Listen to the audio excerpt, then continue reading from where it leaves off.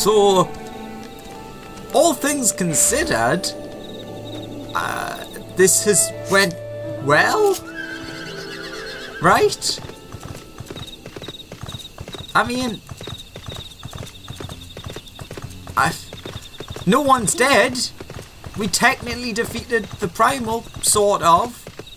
I admit, now that I've seen what it actually is, no, I don't think that we could have fought that. But, alas, 'tis done with for now, till we get to level 70 and fight it again. Only the curs of Garlemald would sully such beauty with black iron monstrosities. Those animals respect nothing and no one. Ida's there, atop the spire. She has done naught but gaze silently at the wall for some time now.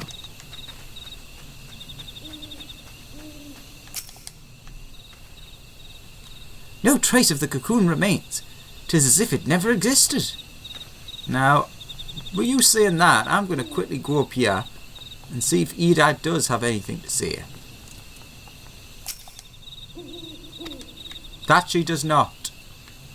Well, yeah, I can't see anything. Ow! And amongst the crowd, you stole her.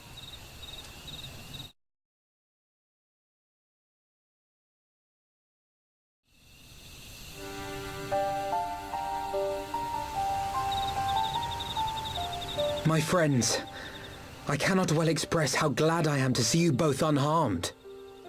They say that Omega's clash with the Primal shook the very firmament. You need not have worried. The battle took place far above the ground. We were able to observe in relative safety, though I'm given to understand that there were casualties on the far side of the wall. It was like watching a nightmare unfold before our very eyes. Ilburd's Primal manifested in the form of a colossal dragon, a being of pure violence. It burst forth from the cocoon with such terrible force.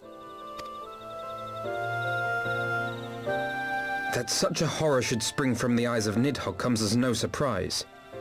Nor do I wonder at its form. Ilberd all but announced it in the moments prior to his death. Plainly, it was his dying wish to visit a second calamity upon the Empire.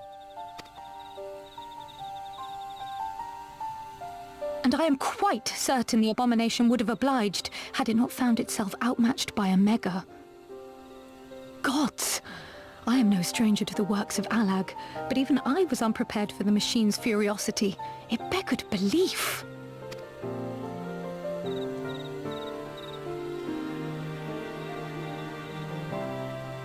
And how fares poor Ida in the midst of all this? Have you spoken with her? She is up on the platform, lost in thought. We deemed it best not to disturb her, but mayhap she would welcome some company after all. Shall we?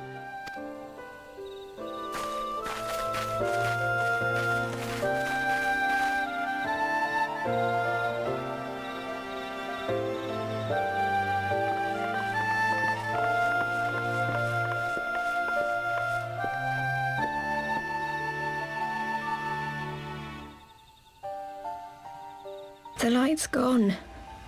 It was all we had left of him. Ida. I don't blame anyone. I knew what was going to happen. I knew the spell Papalimo meant to cast would drain away his life force. I knew that it would only buy us a little time.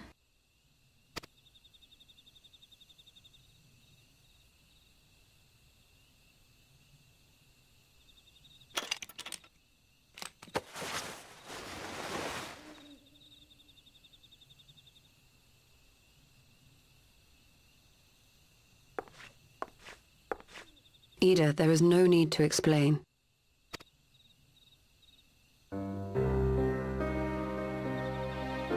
But there is. I can't hide in Papalimo's little shadow anymore, and I shouldn't hide behind my sister's mask.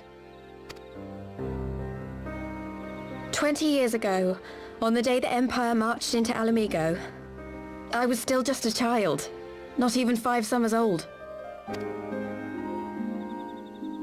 My father had been one of the leaders of the revolution, He had fought to overthrow the Mad King, Theodoric. And my sister had fought alongside him. She was strong and kind, and always knew what to do.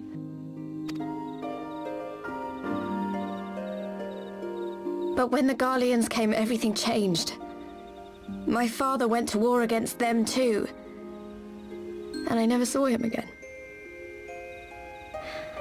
After that, I remember a lot of running. My sister dragged me for miles and miles until we came to the city of Charlian. That was where she met Master Louis Soir. He introduced her to the Circle of Knowing, and she eventually became an Archon. She was your inspiration. Is that not why you took up her mask and her name? Or did you simply mean to continue what she had started?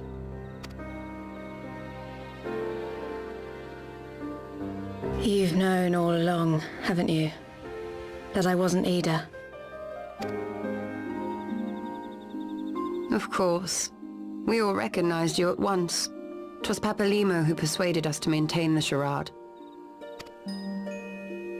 It was silly to think I could fool you. I knew that even then, but I sort of decided not to know.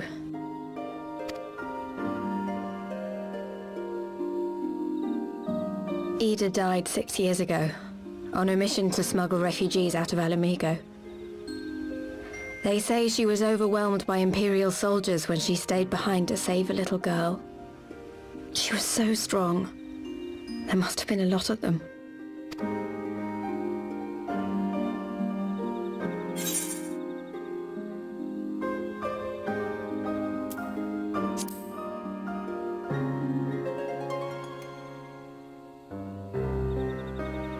I'm sorry for lying to you. My real name is Lise. When Papalymo brought me Ida's mask, it was meant as a keepsake, but I decided I wanted to be his new partner, to keep alive all the good that she had done. I didn't want to become Ida, exactly. At the time, though, I still didn't know who I was myself, and it almost seemed easier to play the role. Papalymo agreed to help, of course, but it was never what he wanted for me. He wanted me to walk my own path, and those were his final words to me.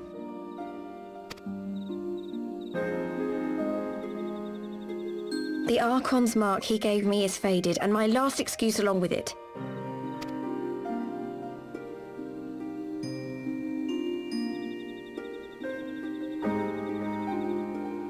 So this is it.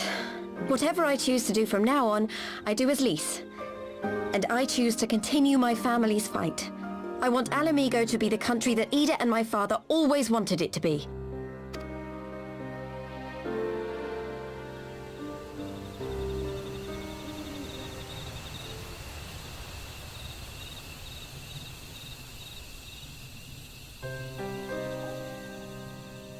War is upon us once more.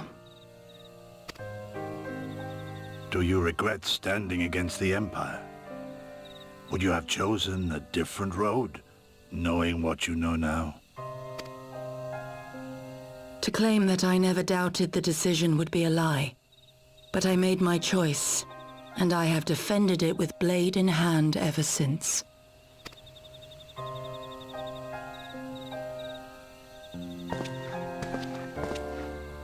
The battle continues, and our steel is needed. Come, Shadow Walker, we leave for the east, for Doma.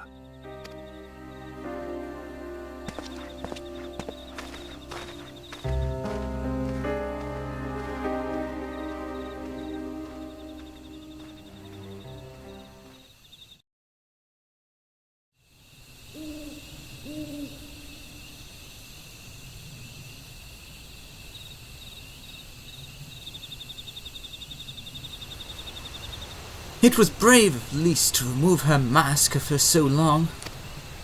Though she had scarce begun to come to terms with Papalymo's loss, that one act made plain her determination to move forward.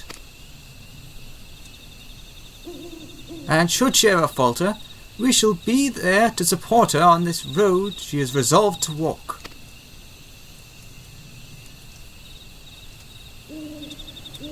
Let us return to the Rising Stones. We have quite a story to tell to Taru and my sister.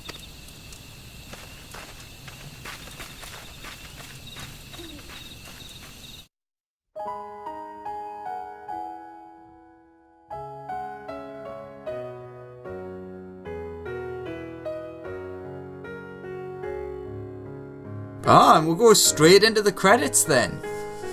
Interesting.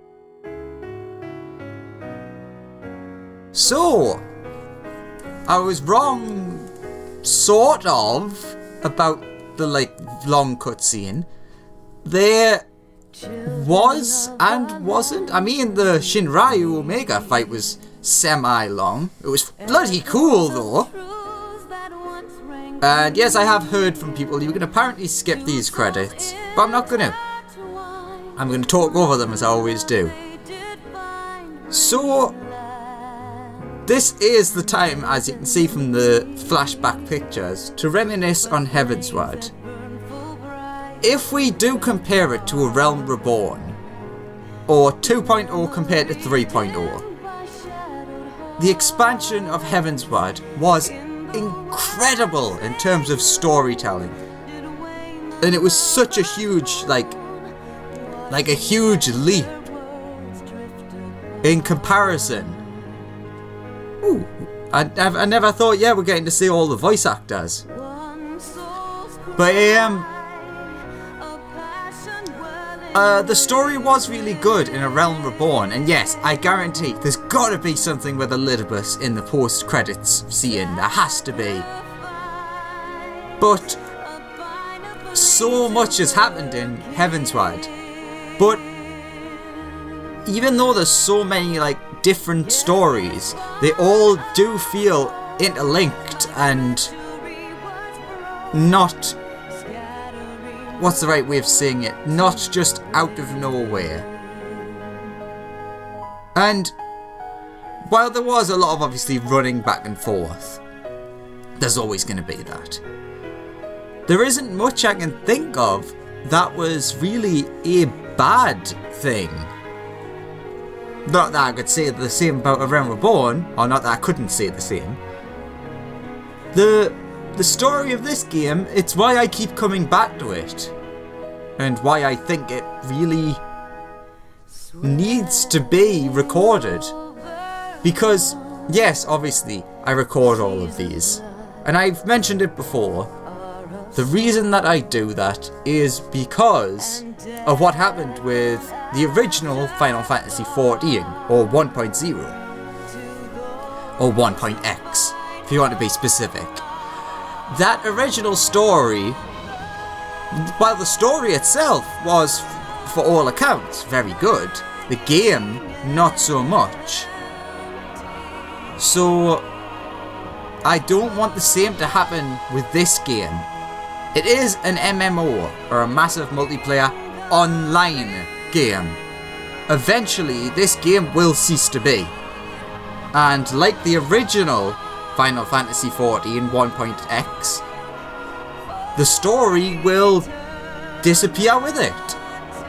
Unlike all of the other Final Fantasies, excluding 11, there is some way to go and replay the games. If you want to play 1, there's a million different ways to play 1. 2, 3, 4, 5, 6, 7, etc.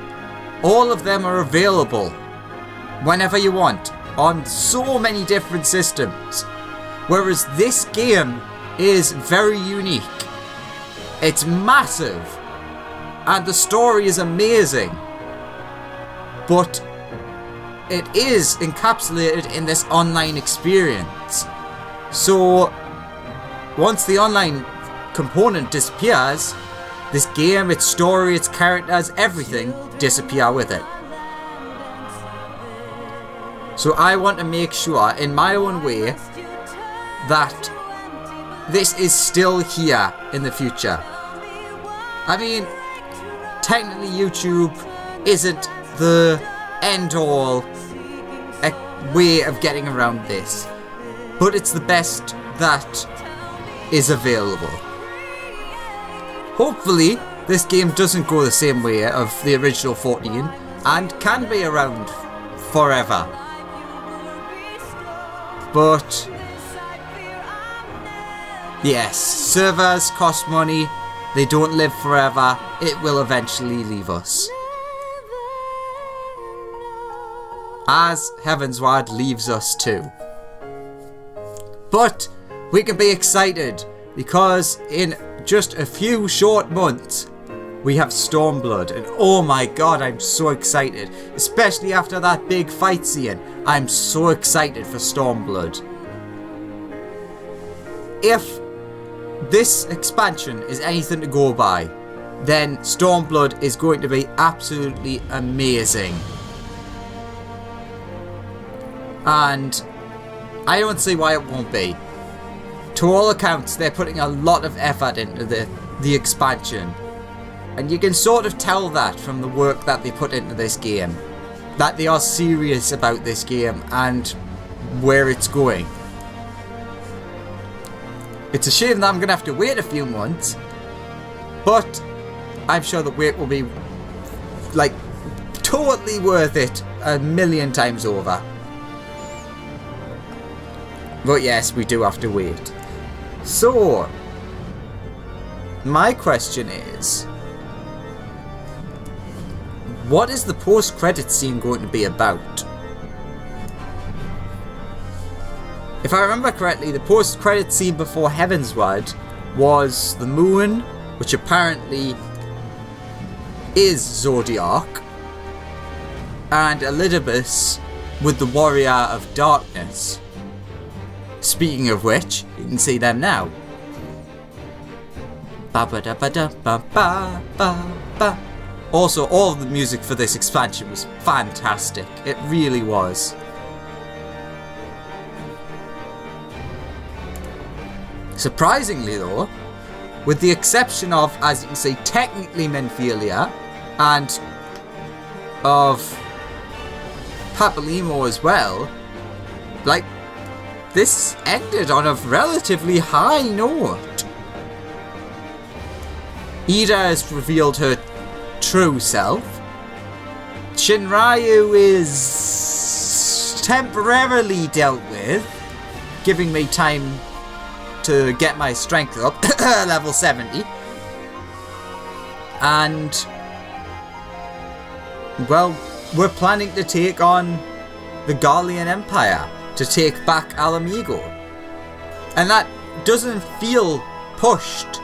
It doesn't feel like, oh, the expansion's coming, we're pushing this to make sure it happens. And you can be technical and say that everything does that. But it felt natural, which is good. So, I don't know, I'm running out of things to say. How can you talk about so much and yet say so little?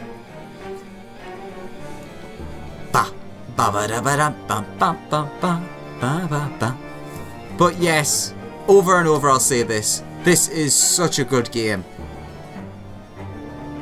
It's one of the best games I've ever played. Probably my favourite. And that is a hard thing to say. If to actually mean it and say that a specific game is your favourite #1 game. But when it comes to a game for me, the story is the most important point, which a lot of people disagree with. Gameplay should be the most important in a lot of people's eyes. Not saying the gameplay is bad in this game, but I'm not saying it's great either. It's enough. But the story in this game is what keeps me coming back. And the story is just great. There's so much heart-rending pain and so much joy, and when you actually accomplish something, it feels strongly inside of you that you've accomplished it. Like the binding coil, clearing that, which I still haven't done the videos. I've recorded it a long time ago, but I never figured out how to exactly put it out correctly. But when you completed that, you felt like you'd completed something big. when you completed the different sections of Alexander, you felt like you were accomplishing something big, and when you finally defeated it, the whole thing, and the grandeur of what that actually meant came out of it, you felt like you'd accomplished something major. And even here, think about if we'd not unleashed Omega. That thing, like literally right there, Shinryu, that would have just flattened I don't know how much of the world. It certainly was powerful, to say the least.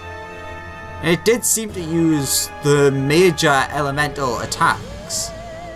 So, like Tsunami, I don't remember the electric one, but that was definitely one that had showed off. It isn't just Electro. I don't think it used... It might have used Flare, because there was a lot of fire in general.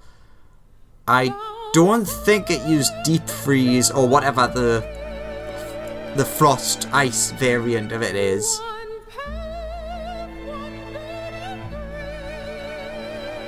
But yeah, I'm very excited to see what the Trials of Omega is going to be, because the way it was shown made it look like you were fighting Omega. But unless Shinryu is going to be part of the main story, which it could be, then I would imagine that it was Shinryu you were fighting in the new raid eventually. Maybe it's both.